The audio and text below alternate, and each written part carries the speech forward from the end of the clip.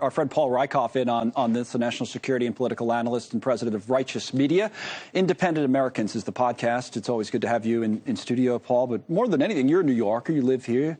You have kids. You're a parent in New York. What about this situation today? Remote learning and for high school students in New York City. I mean, couldn't this have been handled differently? What do you think? Absolutely. It's ready to blow. People in this city are frustrated.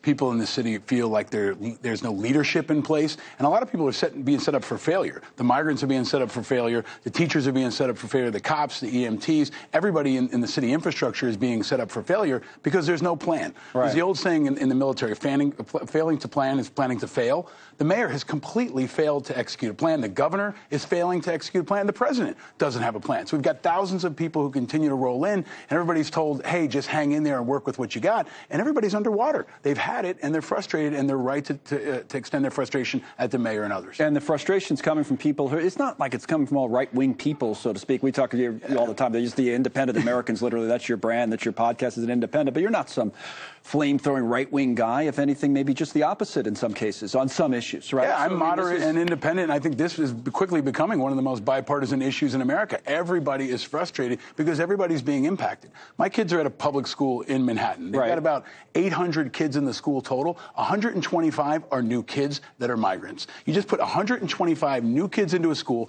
no new teachers, no new resources, no new translators, and everybody's already coming off of COVID and dealing with that. So people are rightfully frustrated, and we need a plan, we need resources, and we need a mayor who can show leadership. I think this mayor is a complete failure, and this is a time where he's shining and showing it in spades. He's blaming the president. He's blaming the federal government. I mean, there's no good answers right now that anybody seems to be coming up with, that I've heard at least, but, you know, we'll see. We need leadership, and somebody's got to step up and lead, and the mayor's failing to do it. All right, Paul, thank you. We'll have more from you in a moment. Paul Rieckhoff still here in the studio in New York with us. We'll go back to the Red Sea attacks that Robert was talking about. As you say, this is the largest one yet. I know the British and American forces were able to thwart it and shoot down these projectiles, but this is becoming a bigger and bigger deal. Does the response from the U.S. become larger and larger as well as time goes on? It needs to be. And what we've seen is an escalation, in my view, because the U.S. hasn't responded. Right. We've got over 100 attacks on U.S. forces. Let's put that in context, too. We've got U.S. forces who continue to be attacked. We've had a few dozen Americans wounded, I think half a dozen Purple Hearts awarded at this point. So the Houthis are an enemy of America. They are continuing to challenge us, and our response, in my view, has been inadequate. That's why they're continuing to challenge us. And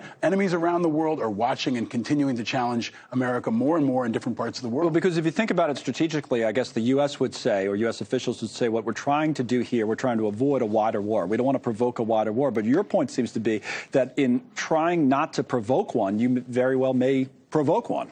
That's what we've seen with Russia and Putin as well. But I think what Biden's trying to do is cobble together a coalition, try to create a united front. We'll probably see a military response. The question is, will we see it before an American's killed, before more Americans are killed, before more ships are blown up? And it's kind of this effort by the Biden administration to keep a lid on it. But the Houthis don't want to keep a lid on it. They want to blow this wide open, and they want to expand the conflict. And that's the challenge we're facing right now. All right, the other story we wanted to talk to you about, it was a big story on this program yesterday, is the Secretary of Defense, Lloyd Austin, and the way this has all been handled. So he has prostate cancer. He's had surgery. There were some complications. He had some fluid drained. He's still at Walter Reed in the hospital. But the way this was handled, the president not finding out, didn't find out, I don't think, until yesterday what the diagnosis was.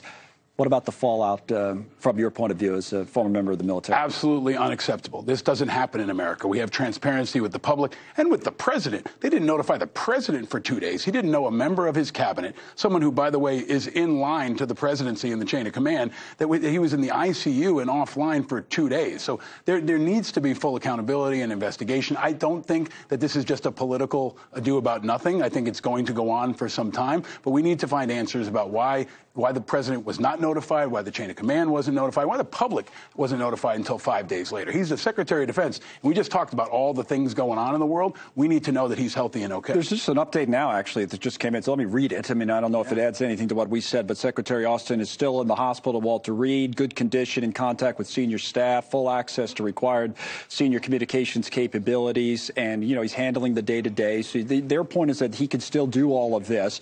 He also, they say, took an operational update today from CENTCOM, from the commander there, and from the chairman of the Joint Chiefs. So no specific date for his release.